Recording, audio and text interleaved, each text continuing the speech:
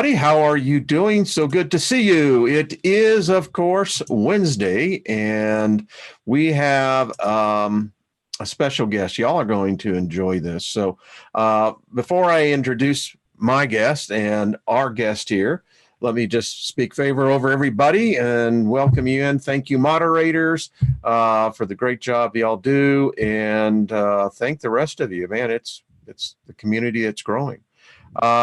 My guest today, and I'm very honored to have him on. We were talking before we went live here, is waynejbush, and go to his website. I've left the link down there, but you're going to enjoy the conversation today, folks. It's just going to be fantastic. Wayne, how are you doing? I'm doing great. How are you doing, Wayne? I like that. I'm doing great. I love your name. I tell people in Wayne's world, it is a wonderful place. You never get bored, and there's always something new. I couldn't agree more. Wayne, I've got an update from Nige, who all of y'all remember. His handle is the Devil's Playground. Lives in China. And he hasn't been able to get back since he was on the show. And he sent me an update, Wayne, and I just wanted to bring everyone up to date on this. He says, at the time of the writing, I have been back in China for about 24 hours. Of course, I was aware of the height, but nothing, in caps, bold, could have ever prepared me for what I've encountered on arrival. On my flight from Cambodia to Shanghai, all the passengers were wearing face masks. Many were wearing protective goggles and surgical gloves as well. The hype, the paranoia, the fear is simply off the charts. Twice during the flight, the attendants came around to check the temperature of each passenger, and this process was repeated twice upon arriving in Shanghai. Officials, police, immigration officers, security, were all wearing face masks, but the people taking temperatures were donned in full hazmat suits. The hype is so insane that you literally dare not wear a mask. I was met at the airport by friends. As we drove out of the airport car park, we were stopped by more people wearing hazmat, and our temperatures were checked again. Half an hour into our journey, we encountered a roadblock. An army of hazmat-wearing people were stopping all cars and checking the occupants' temperature. Folks, get used to this because this is what's going to happen here. We went to a large supermarket. Our temperature was checked again before being allowed to enter. Shops are closed. Restaurants are doing only takeaway only. You have to order through the window. Roads are deserted. I've never seen anything like this anywhere. And folks, the boomerang effect is going to hit the U.S. economy. You're going to start seeing the car manufacturers, the tech industry, they're going to be running out of supplies and parts, and it's going to send a ripple. He says, I've never seen anything like this. Talking about another thing other than the official narrative fills people with fear, as if they're not already scared enough. I have spoken to a few of my younger students and asked if they went anywhere during the holidays. The general answer was no, it's too dangerous. Greta Thunberg's words. You've stolen my childhood, echoed in my head. However, it seems that it's not all bad news. The following one was released February 12th, that's today. Scientists at the Department of Health and Environmental Sciences at Zhangjiang Liverpool University and Southern University of Science and Technology have created a data model that predicts there will be virtually no new confirmed novel coronavirus cases by February 23rd. There's a doctor on this. Now, remember, it's just a model. How can they predict this without people asking questions? And he says, let me show you. On October 18th, 2019, an alleged simulation took place involving Bill and Melinda Gates from hell. during which a coronavirus, aka common cold, was released into society. The result was 65 million deaths. Then 56 days later, the first corona victim was diagnosed. Very quickly, the headline said 56 million will be quarantined. He said, we'll see. Wayne, what do you think of that? Well, it's a great introduction for, I guess, my interview, because when I asked you what you wanted to talk about, you said, let's start with the parasites and then we'll go from there. So, yeah, I actually wrote the article like 2 months ago to this day, and like 2 weeks before the news of the coronavirus came out. So it was pretty good timing from that front. And then 2 days ago, the movie Parasite wins Best Picture of the year too. So that's just amazing, all the synchronicity. I think they're telling us something, wouldn't you?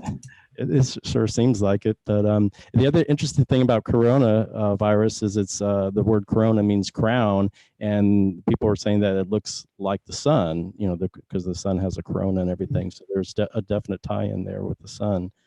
But what's your take on this? Do you think that this is, as I read over the weekend, one of the, I guess, Chinese scientists admitted that yes, this is a genetically modified, enhanced virus, but he said the United States was into it already. What's your take? I don't really have a take. I'm more of a wait and see kind of attitude. I mean, I don't like to, generate paranoia. Not in the predicting business. Not in the predicting business, but it could very well be biowarfare or an attempt to, call the population somewhat, testing. I don't know. We'll see. I met a guy who owns his own company that's a biotech. He's in the biotech business.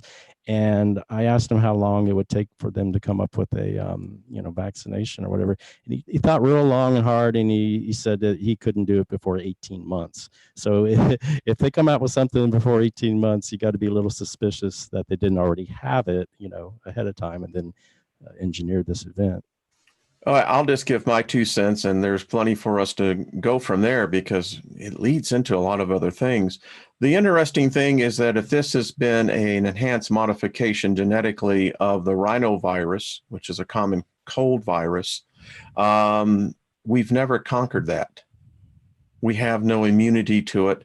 We have no vaccines against it. I just find that one, it's not being talked about. But what do I know? Yeah, I just want to say I'm not a scientist. I'm not a doctor or anything. I'm just an average guy that wants to find a way out of this matrix, and so I do a lot of research on it, and I share what I find with everybody else. Yeah, speaking of that, I want to go to your website because how long have you been on the journey of getting the hell out of here? Yeah. Ever since I was in college and I was, studying around the clock, 24 hours a day, doing labs, working, and I thought, man, there's got to be more to life than this. So I started looking into it. I became a Christian because everybody pretty much in America is a Christian. So it wasn't until maybe almost a decade when I met some other people that broadened my thinking about aliens and the New Age, and I started thinking a lot deeper into it and going to bookstores where, I came across books on the near-death experience, which, like Betty Eadie's Embraced by the Light, where she said she met Jesus. So that interested me, but it was just a long, slow journey. And then I discovered Art Bell, and my life was never the same. Started listening to that, and John Lear was on there, and he was saying the light is a trick, don't go to the light. And he said that Whitley Strieber told him that. And so I just, really jumped into the David Icke material and Jordan Maxwell. And then at some point you realize, they're not answering all my questions. And so you have to start doing your own research and start doing your own thinking and questioning everything, because you don't know who's telling you the truth and who isn't. So, about 20 years or more. I remember when the Matrix came out, I remember we had already come up with this theory before that came out. I remember telling my friend Drew, it's like, wow, you got to go check out the Matrix. It's pretty much everything we're talking about. So, and that came out in 99 or something. So it's been a little over 20 years. Yep. Man, how time flies, doesn't it? It really does. So on, and I tell you, I love your website, man. I just got to tell you, if a person is wanting to begin the journey, this is a good place to go to. I really, you've done a lot of good work here, my friend, a lot of good work. Well, thank you. It just keeps getting bigger and bigger. Now that I'm retired, I've got all the time in the world to dive into it and think about it. And a lot of it is, my own conclusions. And then I don't want to just go out there and say, well, I think it's this and I think it's that. And so I go out and I find other, books and other researchers who are literally saying the same thing. So it may come across that, hey, I don't have any of my own ideas. I'm just copying, but it's not really like that. I think it's really important to come to your own conclusions and think about it yourself instead of. Well, when you cross over, you're not going to be with anyone else but just you. That's very true. Hopefully, some people may they say they have guides there or whatever to guide them, but I wouldn't trust in that. I don't know. I haven't yet to seen anyone, and I've seen a lot of people who leave these bodies at that yeah, a lot of them. They were in a lot of fear, but getting back to, because you and I have similar backgrounds. I was in Christianity. What particular denomination of Christianity?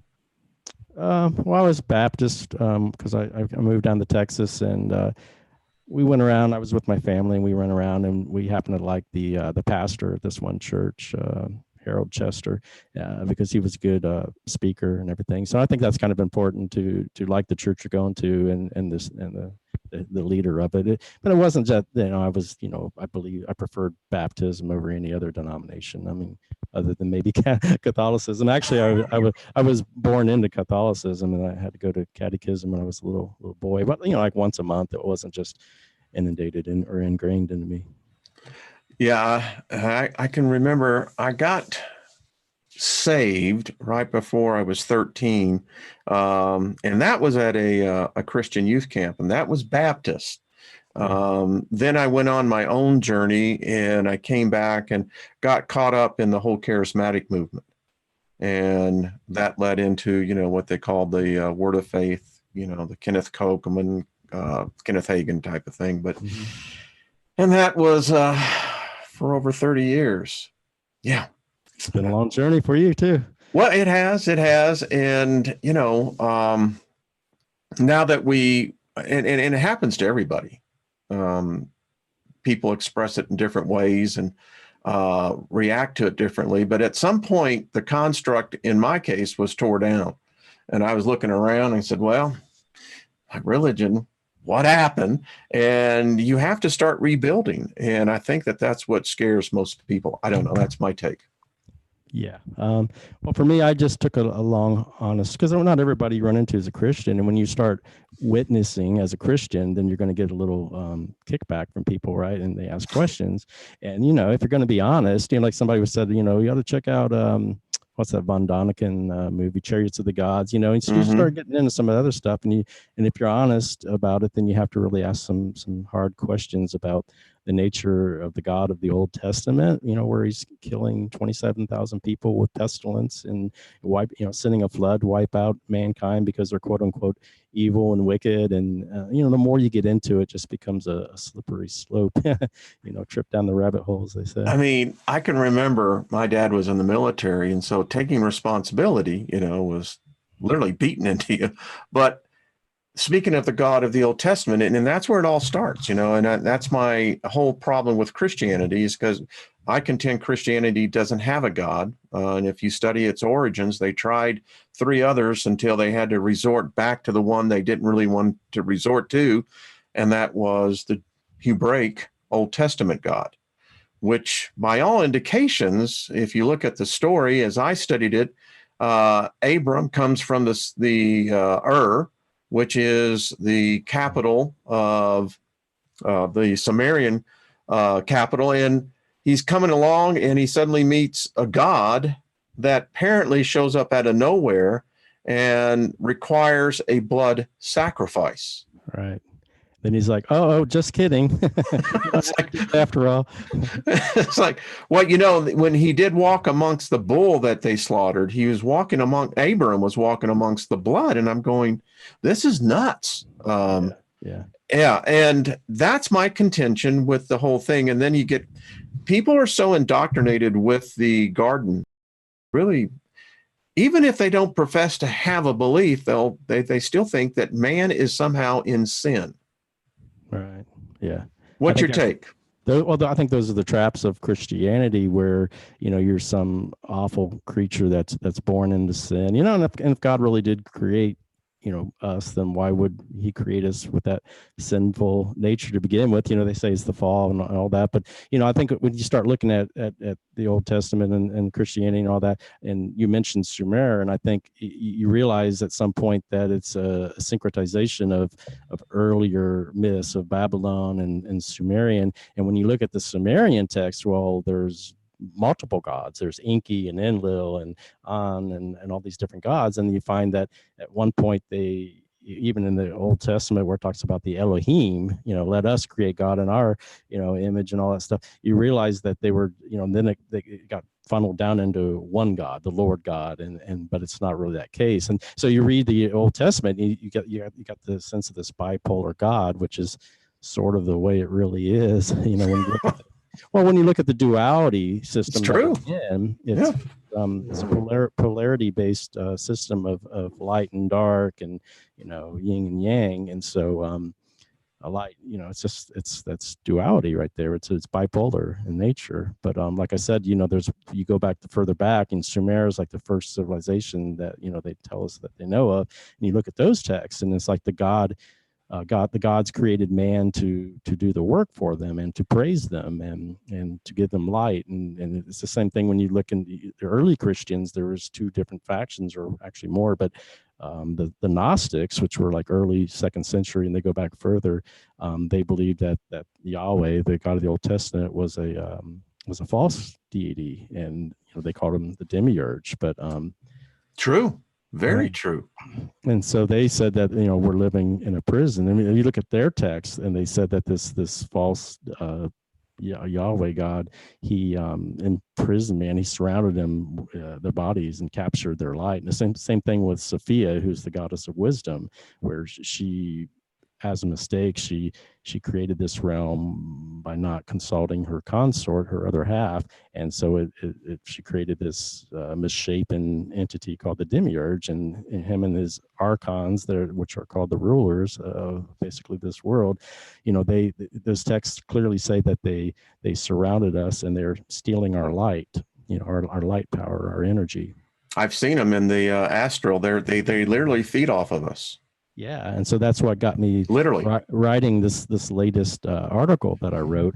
I received like 3 or 4 different emails over the there was one I received like 4 years ago, and I didn't realize I had it until I was searching for oregano oil in my emails, and I was like, whoa, she was telling me about these parasites 4 years ago, and I was just like, oh, parasites. I was more interested in the mental and the spiritual. And I've been calling the archons, mental parasites and energy parasites, but I didn't want to deal with those, little parasites that are physical in our body. But then I got some more emails from a French Canadian woman, and she was telling me how she had done like these liver and flushes and gallbladder flushes. And so I was scheduled to go on Mark Gray's show, and we were going to do a panel discussion, and I suggested that as a topic. And then like 3 days later, my dad dies, and the whole thing gets derailed, and it never came to pass, right? So, and then like maybe a few months ago, I got another email from Mark saying there's these researchers that are French, and they've got this theory about the parasites and all this, and so I want to put you in touch with him. So she was saying the same thing that the other woman had told me a couple of years earlier. So it's like, okay, now that's 3 different people, and it's a valid point. And it's like I was thinking, how do they siphon our energy? And I was thinking shadow beings, and they're whispering in our ears, and it's like a astral entity, and that exists as well too. But if you look right underneath your noses, they're parasiting our energy with viruses and bacteria and molds and all that kind of stuff. And so I thought, well, I got to write this article. I love this, and let's go on with this, because the duality, I like that. In modern society, if you're bipolar, they'll give you drugs for that, but they don't do it for the gods. So, No. So I've been reading this book called The God Virus, And the author contends that humanity, he says, you don't see it in the animal kingdom. You don't see it in the plant kingdom. You only see it in man, that this, you can't define it. Why is it we're programmed to worship something that we think is greater than ourselves? It's a good question. Like you said, it is programmed into us. And so if you start looking at, the cell, which is like the smallest, well, they tell us is the smallest, element of our bodies and everything. Well, they talk about the DNA codons, and it's DNA code, it's on and off codons, and it's programming. Why can't it be like, why can't that contain all our instructions and our life script and all that kind of stuff? And we're just kind of like mindless zombies, just marching to the orders of our DNA and what these other little parasites and bacteria and viruses are telling us.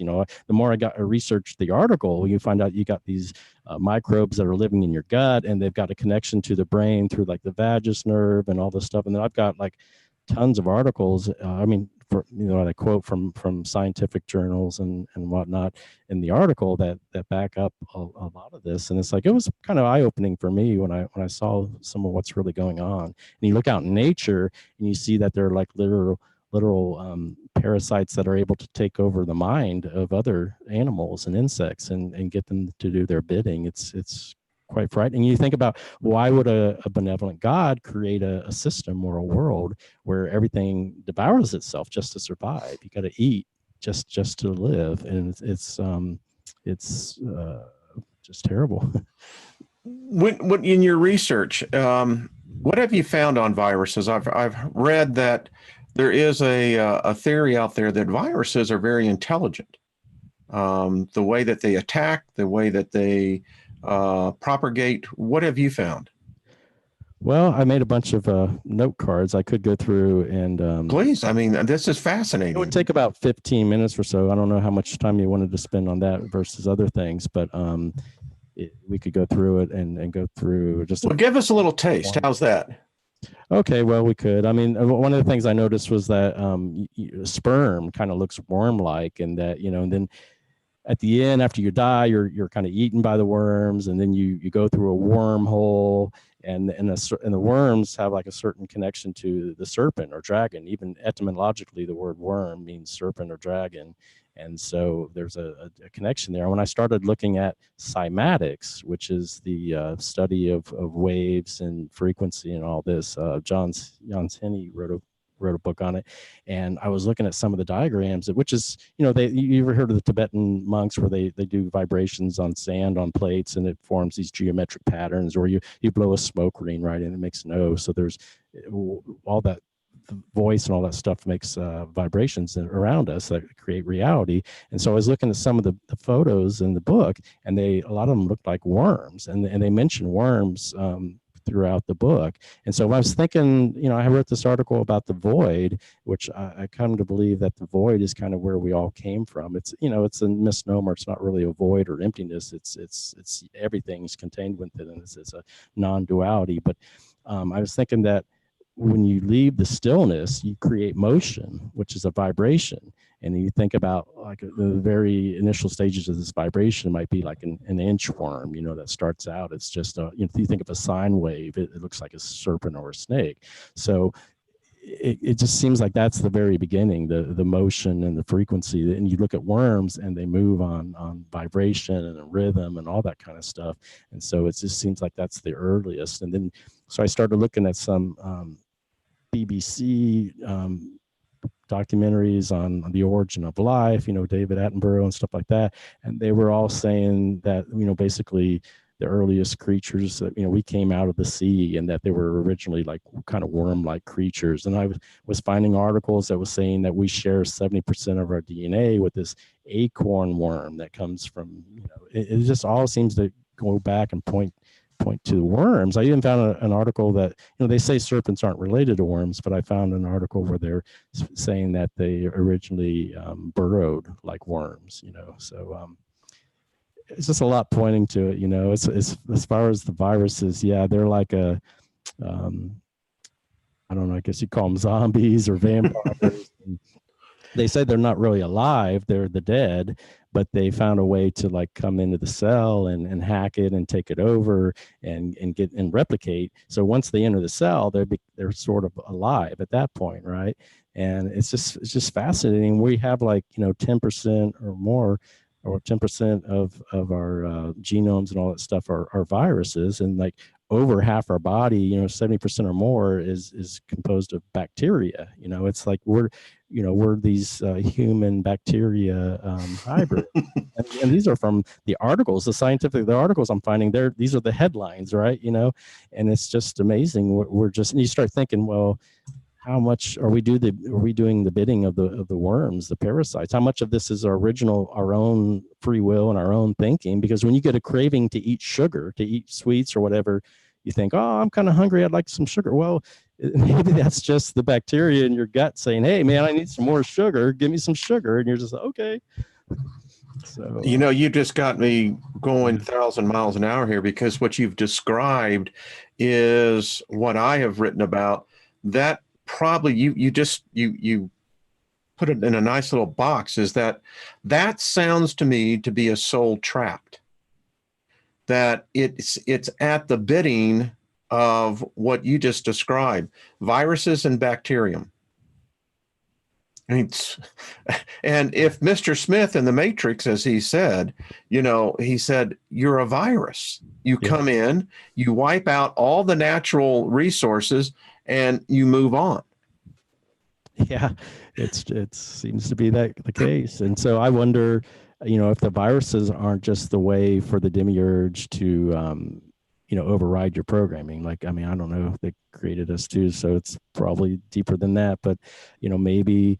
And so if you can get off, all the sweets and all, it's an acidic diet and all that stuff that encourages, I ran across one article from a Dr. Otto Warburg. He won a Nobel Prize, and he said that, these viruses and diseases, they can't exist in an alkaline diet. It's only acidic. And so if you look at all the stuff we're eating and drinking, it's acidic, the sugars and all that kind of stuff. That's all it is. And the alkaline, it's fruits and nuts and vegetables and stuff like that. So I mean, that's one step to getting away from it all. But like most of us love all that stuff, red meat and everything, the whole 9 yards. And that's what we're programmed. The 4 basic food groups. They're telling you, eat, drink dairy and eat bread and all that kind of stuff. And I found that the Taoists, they have this thing called the 3 worms or the 3 courses, and it gets into 9 worms too. But they believe that when you're born, that you've got these parasites that are in you, and that you need to get rid of them. If you want to achieve immortality, you have to get rid of these parasites. and they feed off our blood. They said one's above and below the heart, and it feeds off the blood and all that kind of stuff. So it would be transmuted by the mother. I hadn't thought about that. Yeah, the mitochondria. I mean, that's another thing. They said the mitochondria, which is once again, I'm not a scientist, so if I misspeak, please forgive me, everybody out there. But we're just talking. You're amongst friends here. As I'm reading, I'm learning, and I was running across Richard Dawkins, who wrote The Selfish Gene, and he mentioned it too. But I found some articles that said that the mitochondria, which is supposedly the power cell, the power of the cell, that they originally started out as an invading parasite to the cell. So everywhere you look, it just seems that we're surrounded. I mean, they said viruses are the most predominant life form on Earth. Well, I don't know if you want to call it a life form, but they're more predominant than anything else, and that they drive our evolution. That we it's just a never-ending game of cat and mouse, where we have to adapt to the virus that's attacking us and our immune system, and so we kind of evolve along with it over all the years. So it seems to me that the viruses may be what the Demiurge and the Archons are using to just drive the whole show that we're in.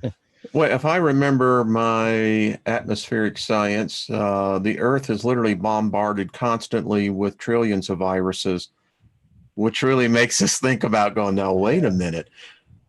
I know Hollywood. You have done a lot of research into Hollywood. Do you see Hollywood as a means of disclosure in a particular area? some of them are trying to disclose and wake us up. Like one example might be George Lucas of Star Wars, when he consulted, I think it was Joseph Campbell, about the the mythology and all that stuff, and so he came up with the good force and the dark side and all that kind of stuff. And that goes back to the duality, of course. But he was talking about these midichlorians, like in his first movie. Well, it's not really the first one, but the Phantom Menace. It was these midichlorians and he called wills that basically are the force, and that if you're very intuitive or very quiet, you can tap into that and hear what tap into the force and use it for your advantage. But he wanted to, in the last trilogy, he wanted to dive more deeply into this microbiotic aspect of it. And I think Disney bought the rights, and then once he got very pissed off because he was led to believe that they were going to do that, and then they didn't. And so I think if you look at that, then maybe George Lucas might have been wanting to wake us up. If you look at the Matrix and the Truman Show, there's some people out there that are doing that. Nicole Kidman was just in one. I don't know if it was called. There was and I'll think of a contamination or something where this very scenario took over, and it was a virus. It was an intelligent collective virus that apparently goes through the solar universe, feeding upon such bio units like us.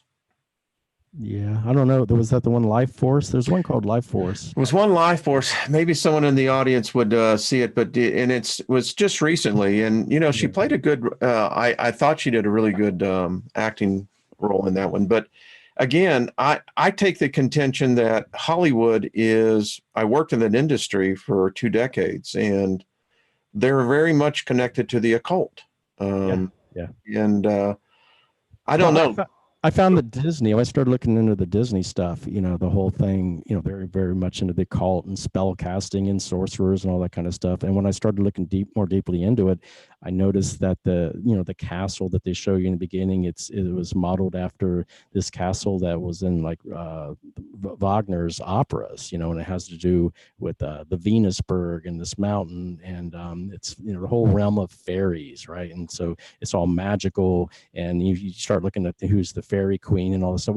Everything seems to point back to Venus or Aphrodite or Inanna, which was one of the Sumerian goddesses, right? And so they talk about the second star, like in Peter Pan or whatever. But you look at the intro to the Disney intro, and they show that the very first image you see is a star, and it zooms out, and you see the stars up above the castle, and that star is the second star to the right. And you look at 4 or 5 different movies, and they're explaining it very, very clearly that star is the evening star, and the evening star is Venus, right? And so it all ties back to this Venusberg. Like in Wagner's opera Tannhäuser, the protagonist, he finds that he's lured to this island where all the sirens are calling him, and he's there with Venus, and he gets enraptured in her beauty, and she's the goddess of love and everything. But after an indefinite amount of time, he becomes bored with it, and he wants to go back. He wants to leave, and when he goes back, they won't accept him because they said he's been to hell. He's been to the Venusberg, right?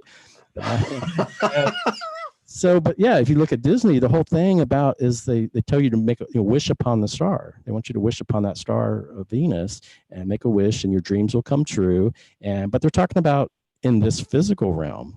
They want you to, and that's what gets us to come back are these wishes, this attachment to the physical. They trot out these princesses and the prince is always great. He's tall, he's good looking, he's wealthy. They never show some short, dumpy, old, baldy looking guy or whatever. It's always some handsome prince, and so the girls grow up wanting to find themselves a prince, and so it's just a lie being sold to us that you need to make these wishes and your dreams will come true, and that's what gets us back into the physical reality to reincarnate as our attachments to this earthly realm.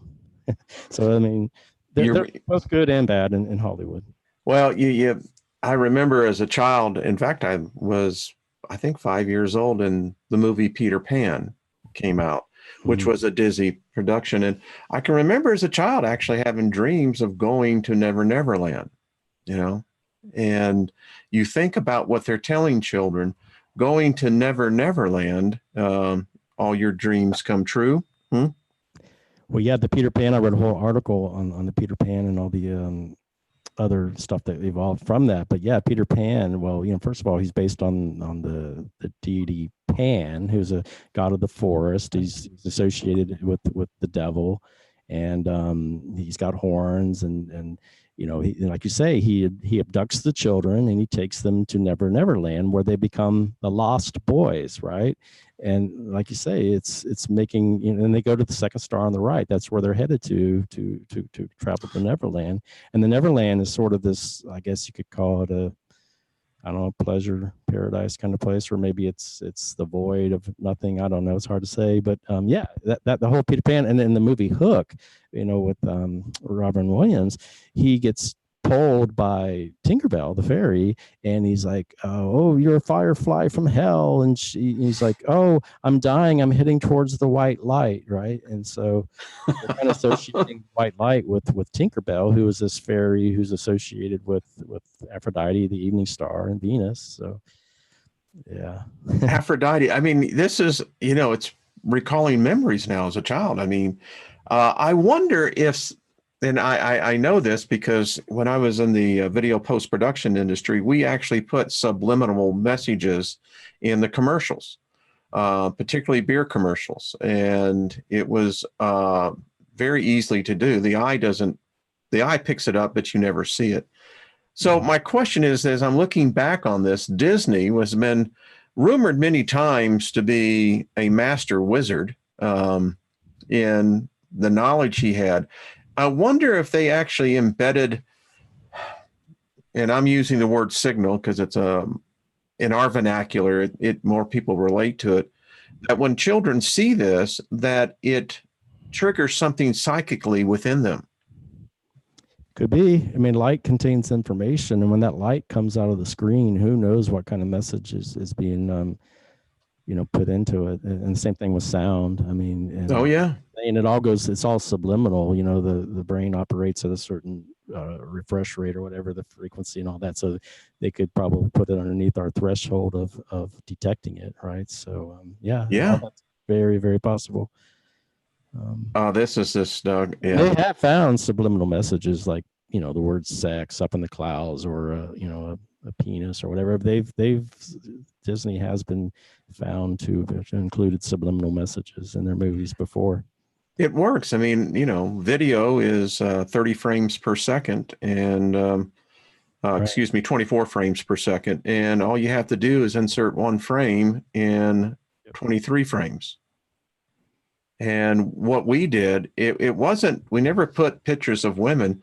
We always put pictures of food with beer commercials. Why? Well, and the other thing that goes even deeper than that is when you get into language, and while we're talking, there's David John Oates, this Aussie, discovered that this phenomenon called reverse speech. I don't know if you've heard about that, but in the music industry, they started out with like doing backmasking, the messages like the Beatles and Zeppelin or whoever would put it in there. But you start playing that stuff back and you hear other messages that weren't necessarily put in there as a joke or whatever promotion. And you find out that there's this whole new realm that subconsciously we may be communicating things to each other without even knowing it consciously. So that's another whole area. Did you grow up playing an instrument? Well, I was in the band. I played drums, and then when I retired, I went out and bought some, guitars and a keyboard and electronic drum set. But yeah, what about instruments? How early did you start playing? Junior high. Yeah. I was looking at that. I started playing the clarinet when I was 11. Okay. Then went to the bassoon. But so again, music. I titled this "Seeing Through the Fugue," and fugue has two different meanings. It's obviously a term used in music in a stanza and a phrase, but it also has a psychological element. What's your take on music? I've read many times that what the 60s and the 70s did for us was completely alter the collective consciousness of man because of the frequency. Well, when they came up with, like, what is it, the 430 432, and there's a speech between the 432 and the 440. So people say that, the music that we're given is the wrong frequency, that it messes with us, and that there's a better frequency that's more a pure frequency. So there's that aspect. Music's like the perfect medium to get a message through, whether it's a negative one or a positive one, because the beat puts you like in a hypnotic trance, and then and then you get this message when you get to a chorus. Like take the song "Let It Be" by the Beatles, and you get to the chorus, and you're chanting. It's like a mantra. You're chanting "Let it be" over and over and over and over and over. It's almost like you're bringing it into existence. And the word "it" is connected to the id, which is the subconscious, mind, where the realm where monsters are. Stephen King's "It" and all that stuff. So there's all these songs about, let it be, make it happen, all this kind of stuff. So it's almost like you're willing this other entity into existence. But the other thing about music, I found that when I looked at the 12 notes and you put them on the clock face and you connect the flats, the black keys, they make a pentagram. It makes a pentagram. That's right. You actually have that on your, let me go to your website on that. That is so cool, because I'd like to get into a little bit more. Let's go over here. Yeah. And if you look at the clefs, like in the music, got sheet music and stuff like that, and the treble clef, if you look at the signature, it circles the G. And I found that G is the sun. Like if you look up G in the dictionary, it'll say, our sun is a G class star, and do re mi fa sol la ti. The sol is G, and of course sol is our sun. And then if you look at the bass clef, it circles the C. And to me, C is like the moon, because then it's a crescent shape. It's the C. So there's just so much that's going on beneath the surface that there it is. Yeah. So yeah. And there's Lilith. Yeah, there's the pentagram. But I like, for the most part, if you get into acoustic music, of course, strings are made of a lot of them are made of metal. And then you plug in and electrify it, right? So all that stuff, you're getting blasted with distortion and metal, and which I don't think is healthy. But if you get into more classical music that's more positive and acoustic and uplifting, I think music can be a great outlet to help you. I play classical quite often. When I meditate, I have it in the background. See, I am of the belief that something changed with humanity when we rediscovered the phonograph, and later when we began to record voices. Many cultures believe that the phonograph, much like the camera, would capture the essence of the soul, the vibration. When they heard their voice played back, they thought that they had actually died. And the same thing is now when we began to mass distribute. I contend that rock and roll was unlike anything that I think man had experienced in recent history. And I go back 6,000, 7,000, 8,000 years. Yeah. And if you look at some of the innovators of rock and roll, you go back to, the Beatles and the David Bowie and the Ozzy Osbourne and some of these people, they're talking about the Crowley, all the songs mention Aleister Crowley, like 20 years ago today that the, Sgt. Pepper taught the band to play, they may be referring to Aleister Crowley, right? And Crowley was known as the most evilest man on earth, the beast, and he was deeply into the occult.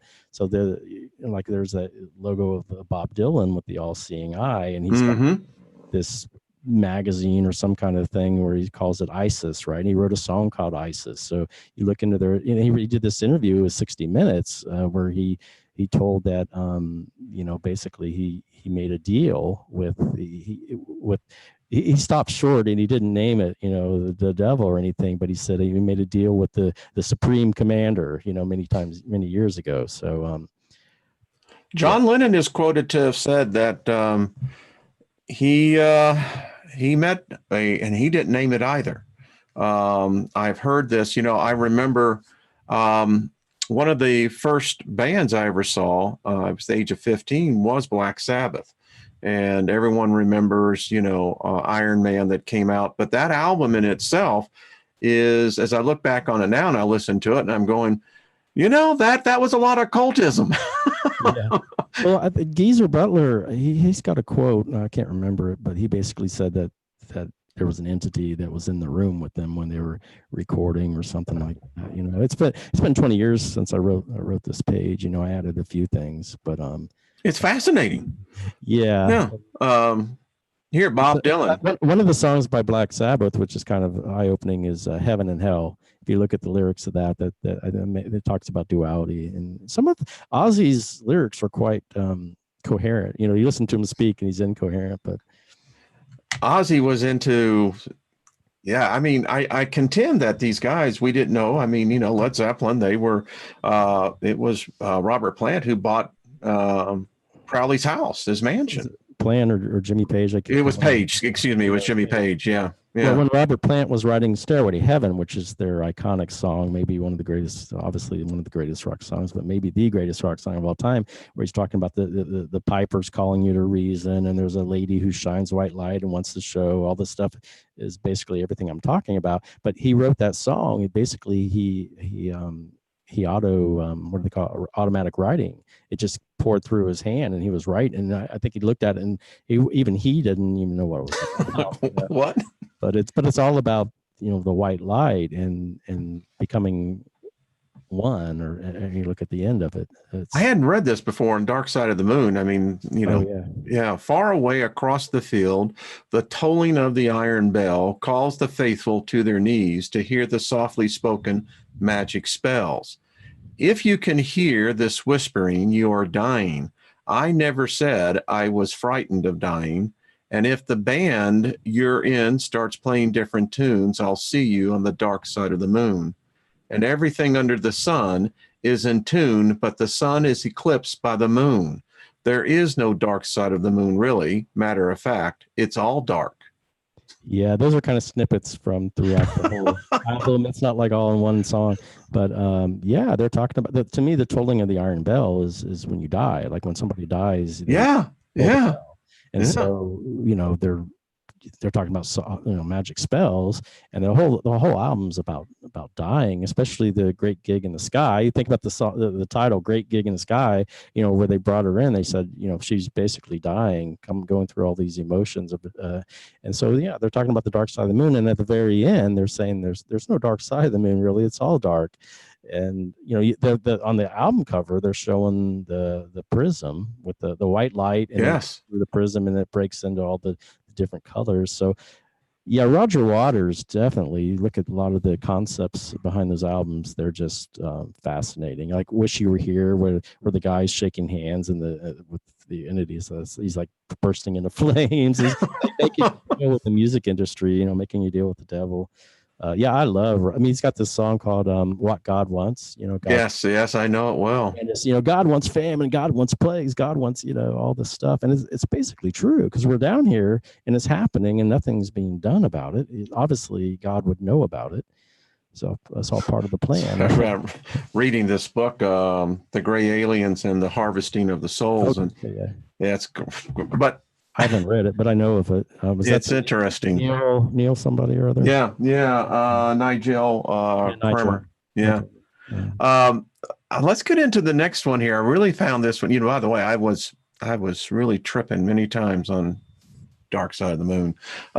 The one with the first uses of that, I think, was the ARP synthesizer. They came out with the synthesizer, and man, did it really just put it to great use. Those sounds in there are just unbelievable.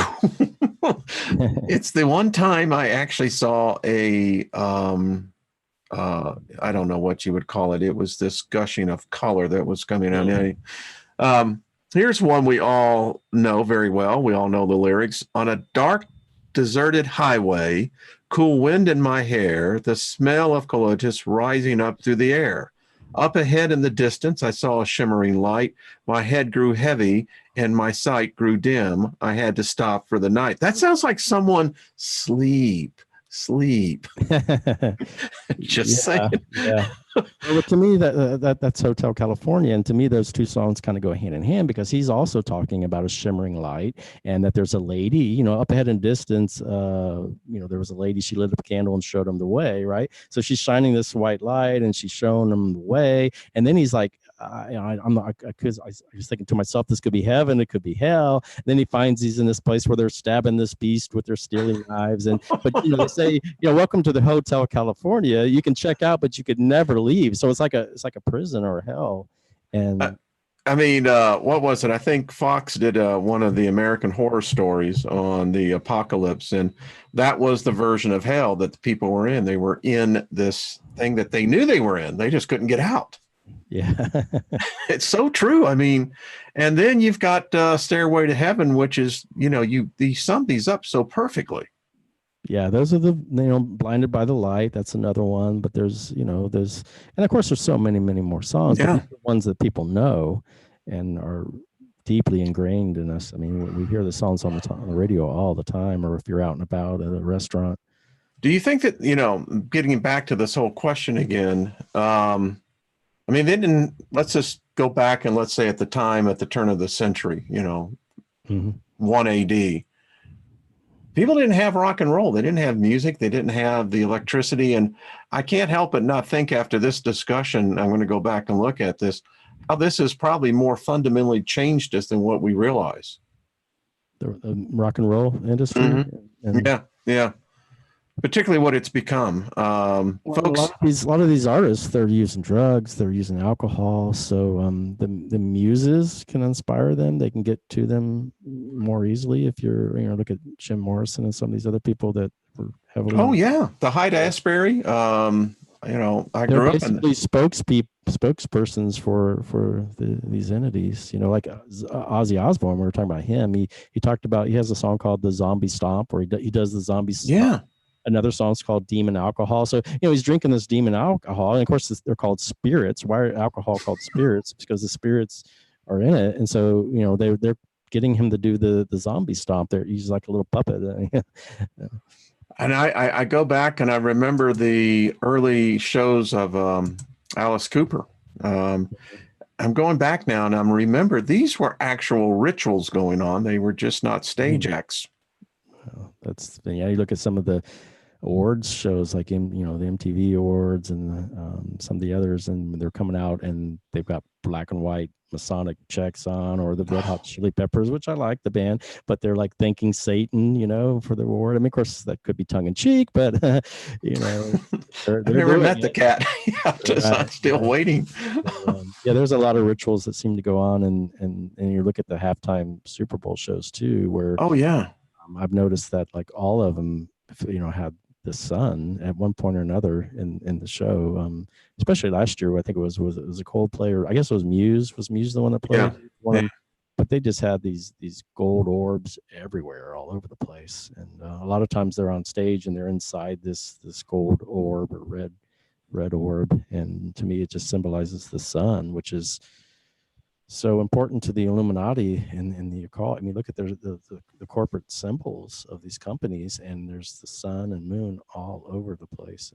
Well, I contend that Christianity, going to the Vatican, they are worshiping the sun disk. Yeah. Well, the Sol Invictus, that was Constantine. That was his religion. Was the Sol Invictus, the unconquerable sun. And they just brought it to the mainstream, is all, and Jesus is the Son of God. He's a solar deity basically, and it's throughout all the cultures, all the mythologies, all the religions, and people just don't realize it. We've got about 7 or 8 minutes here, and there's 1,000 questions. Is anyone in the chat room? I'm going to be looking at that. So one of the questions I have, that at this point in time where you are in your journey, what are you seeing right now? Well, I look very deeply into the near-death experiences, because these are people that have, technically died and then brought back to life by the doctor, and so they got a glimpse into what the other side is like. So I put a lot of merit, and so I dig very deeply into those. And I wrote an article, I don't know, maybe a year ago, about the void, the so-called void. And I think basically when you die, we all start out in that void, some call it darkness or whatever, but they don't meet it. They're not immediately in the light. You're in this place of darkness. And then they see this light shortly and they're like attracted to it. And then they set their intention on going to it, and zoom, off they go. They're kind of pulled into it. But you start out in this void. And I found initially I wasn't too crazy about the void, because there's like maybe 2/3, 70% of the people found it to be peaceful and positive, and the other people didn't. But I started thinking about it, it's like, how many people, we've been programmed to be afraid of the dark, right? So if you find yourself in this dark, empty space, and it's not even necessarily dark, then a lot of those people react out of fear. And I found that a lot of the near-death experiencers, they're able to immediately manifest reality just with their intentions or thoughts. So if you react out of fear, well, you're going to maybe manifest, monsters or demons or something scary. But if you go into it with a better understanding, you don't have that. Like I've found like maybe 36 experiencers who went to the void and found it to be just incredibly beautiful and peaceful. I mean, I had maybe 200 overall the void experiences, but 36 of them are just ideal. And they talk about the void being non-dual, like it's outside, it's beyond time and space, it's beyond thinking and emotions. They describe it as being neutral, like it's either both dark and light, or it's neither dark nor light. But it's nothing, but yet it's everything at the same time. It's a paradox. Like you can't put it into words, because words lie. You can't talk about the nature of duality with words, because I mean, even the light is part of the duality. People talk about going to the light and that it's God, but it's a trap. It's a trap. You can't have light without the dark. And well, I don't know if it's a trap. It's definitely, I think, to my way of thinking, it's a trick that maybe we play on ourselves. But the one experiencer said that the light is basically a reflection of the purity of your heart. Like it's got a varying intensity to it. So, but some people might go like there's more pure. Some accounts talk about it being misty and cloudy, and others say it's pure. So, but at some point, the Tibetan Book of the Dead, they talk about a clear light. They got into consciousness and all that kind of stuff way more than anybody, because they're meditating and everything. But they mentioned a clear light right at the moment of death that you have to recognize. And it's not a light like we think of it. It doesn't have a color to it. It's more of a clarity. It's your pure awareness. It's your original nature, and it comes from the heart essence. But it's this luminous emptiness it's who we are. It's pure, and you have to recognize, according to them, you have to recognize that immediately at death. And to do that, you kind of have to do throughout your life. You have to kind of meditate and learn to recognize that awareness through meditation. That's one area that I'm kind of drawn to, because the Buddhists and the Hindus, they are religions, but they did talk about this being a reincarnational system where you have to liberate yourself from. So they kind of had that right, I think. And they've been around a lot longer than most. Yeah, and the Tibetan Book of the Dead, I kind of think of it along the lines of the Gnostics, because they were persecuted and attacked, and the books were burned and all that kind of stuff. So they had to like bury stuff to preserve it. It's the same thing with the Tibetan Book of the Dead. He buried all that so that it could be found later, and because at the time it just wasn't going to be accepted by the the kingly estates and whatnot. The bloodlines is what I call them. Yeah. The parasites. Yeah. So that's one area that I'm looking deeply into is the so-called void. And when I looked at all the different religions, they seem to say that we all came out of this void originally. Like even if you look at the Old Testament, where it talks about, this void, everything, in the beginning everything was empty and void, and then there was emotion, right? And then this light, let there actually was a sound, because God said, let there be sound, or let there be light, I'm sorry. And so it starts out with like this void, and then there's motion, and then there's sound, and then there's light, right? Light's not the beginning of it. And then if you look at the Taoism and all of them, where they're talking about, there's quotes about the void existing before anything. And so it's like this womb of creation. It's this all potential, everything there is. It's like potential energy, right? And anything. I love it. So like you start out in that void, you can go anywhere you want. You don't have to go to this light. And if you do find yourself in the light for some reason, you can try to request a better world than this one. It'll be high on my list. Yeah, if you find yourself in the light before the Demiurge, you're probably already doomed at that point. But give it up. So do you have a YouTube channel, by the way, Wayne? I don't. Okay. I've thought about creating one. I know others have kind of created stuff and put some of my videos in there. So You should. You really have a message, or at least getting. I love your website. I mean, it's thank you. the hour's come and gone. I mean, this is. Will you come back on? Sure, anytime. I mean, there's a list of questions. I'm sorry, folks, didn't get to them. Do it next time. We'll have more of a Q&A section because there's a lot of people that are asking questions, and the only way you can find out knowledge is to ask. Yeah, and I like this quote somebody mentioned to me from Socrates, and it's basically something like the only truth is or the only wisdom is knowing that you know nothing. And I have found that to be true. You know, the older I get, I'm just going, you know what, Lucio, you got some explaining to do. Because they lied to me. They lied. So I just want to say that I do not pretend to know the truth. I'm not telling everybody that I know it and this is what you need to do. I'm just presenting the info I found, and you can, think about it. Well, people are loving the show. Thank you, Infinite Frequencies. She just says, awesome. The interviews. So, yeah. And, I like how you approach this. You're much, I'm a layman. That's all I am. I just, my channel is about the journey. I don't have the answers. That's right. I'm no expert. I'm collecting it around, as I go. And sometimes, I am prone to make mistakes because I'm in an imperfect world, and I'm imperfect. Wayne, you're a breath of fresh air, my friend. Thank you so much. I appreciate you having me on your show, and we'll have to do it again. We'll have to do it again. Folks, thank you. Go over there, get in and bookmark his, I tell you what, you can spend 4 or 5 hours and you're just getting the tip of the iceberg. Send me some emails with your experiences. I'd love to hear them. And okay. I'll just say good night, sleep tight, and don't let the archons bite. All right, folks. I'll put his email contact information in there. Expect to get emails, Wayne. Okay. All right, folks. Thank you very much. We will talk to you real soon.